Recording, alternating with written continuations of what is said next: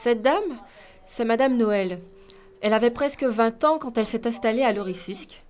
À l'époque, ce quartier n'était qu'un lieu de transit en attendant la construction des nouveaux bâtiments. Aujourd'hui, à 81 ans, elle se souvient encore comment il était difficile de circuler dans les allées. Là, c'était Zémoïde, c'était bois, c'était Calao, là, il y a crié.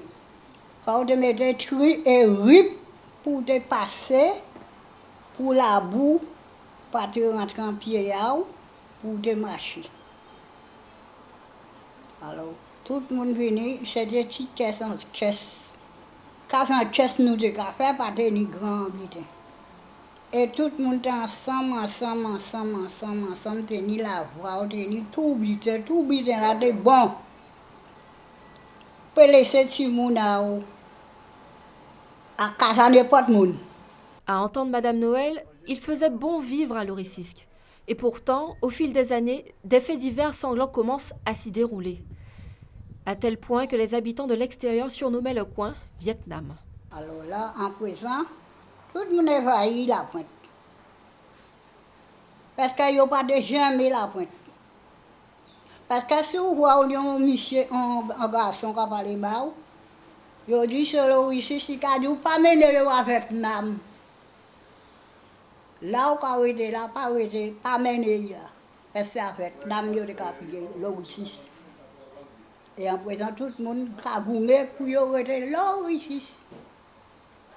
Ça même qui bâtit là ici, ne peut pas arrêter là. Tout le monde connaît les hautes tours gabarres de Lorissisque qui sont les symboles du quartier. Et bien d'autres savent comment il était difficile d'y vivre. Pourtant, des talents y sont nés. Voici Wesley, rebaptisé Ridla par ses amis. Il a grandi ici. Aujourd'hui, Ridla est père de famille et chanteur. Sa passion pour la musique, il en a fait son métier. Retour sur ce qu'était la vie à Lorissisque à son époque. À l'époque où j'ai vécu à Lorissisque, c'était un peu tendu. Donc entre les tours, bon, il y avait des Tilélés et même les gars d'en bas qui sont devenus après des amis.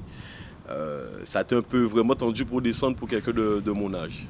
Donc j'ai commencé à vivre vraiment vers 18 ans et par le biais de la musique parce que j'ai commencé à... C'est là où j'ai connu Fokli. Fokli qui est un vrai lorissisque de Lorissisque même. Et Wates, Scud, en fait tout le groupe Nuclean que tout le monde a connu, enfin que tout le monde connaît. Et c'est grâce à eux que j'ai pu fréquenter les gars d'en bas. Mais fréquenter les gars d'en bas, c'est-à-dire voir qu'est-ce qui se passe vraiment. Parce que selon moi, la vie ne se passe pas que dans une maison. Et il faut connaître les gens qui sont aux alentours, qui servent de voisins, pour voir la vraie vie, parce qu'il y a des difficultés que eux vivaient, que moi je ne vivais pas. Et notamment Fokli aussi qui a certaines difficultés. Donc j'ai pu voir la vraie vie, que certaines personnes de la tour même ne connaissent pas. Malgré les aspects négatifs de Lorissisque, l'artiste reste sans rancune. Malgré tout ce qu'on a pu entendre, c'est dire merci au quartier pour ce qu'il a fait pour nous, quoi, pour tous les jeunes de Lorissisque, même si dans des conditions un peu difficiles, mais il y a beaucoup qui ont pu s'en sortir. Et nous, notamment par la musique, il y a d'autres des sportifs, il y a d'autres qui travaillent, mais qui se sont forgés avec ce qu'ils voyaient, quoi. Donc merci à ce quartier. Et on ne dit pas merci à ça a fait nous galérer, quoi. C'est-à-dire les... on connaît. C'est-à-dire des gens qui ne pas fait rien pour quartier là, tu vois.